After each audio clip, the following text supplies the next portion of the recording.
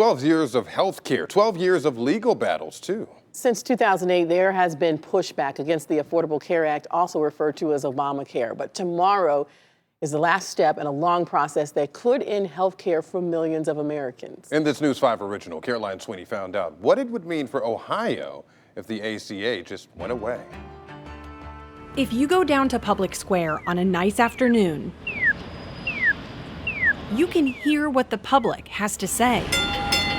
On this day, sandwiched between Election Day and the resumption of Supreme Court cases, I was a pedestrian hit by a vehicle. I went straight to Akron General. people were ready to talk about health care. I did appreciate the Obamacare, especially for a lot of people that was in a worse condition than me. Teddy Covington says people need health care. But if they was to take that away from a lot of us, it would be a lot of chaos. And she isn't alone. The Affordable Care Act helped Reginald Washington as well. If I didn't have that health care, if I didn't have that fallback, I would have been just out here. Since it became law in 2008, the Affordable Care Act, or Obamacare, has faced legal challenges. The most recent, California versus Texas, a partisan battle ending at the Supreme Court. But, when I look at how far this court case has gone, a case that at the beginning everyone said had no legal merit, it gives me pause to be concerned about what the court might actually do. Okay, so here's how this works.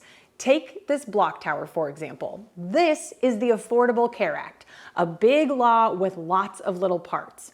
Well, in 2017, Congress repealed part of the ACA. They removed the individual mandate. And some people say because they removed that part of the law, the entire law is no longer viable. John Corlett says if the Supreme Court agrees, millions of people in the U.S. will lose coverage during a pandemic. Corlett is also focused on people with pre-existing conditions. Insurance companies in Ohio would no longer be prohibited from turning down people for insurance because they have a pre-existing condition. Governor Mike DeWine said in October he supported keeping coverage for pre-existing conditions, which could now include COVID-19. The pre-existing has to be covered, that hole has to be filled. The ACA has been a lightning rod. Some people who oppose it didn't like the individual mandate. Ohio Senator Rob Portman voted to repeal the act in 2017, and Representative Jim Jordan is a staunch opponent of the law. Back in March of this year, Ohio Representative David Joyce introduced his own bill. It would protect people who have pre-existing conditions. All eyes are on the Supreme Court bench. This will be Associate Justice Amy Coney Barrett's first set of oral arguments since her confirmation at the end of October. In Cleveland, Caroline Sweeney, News 5.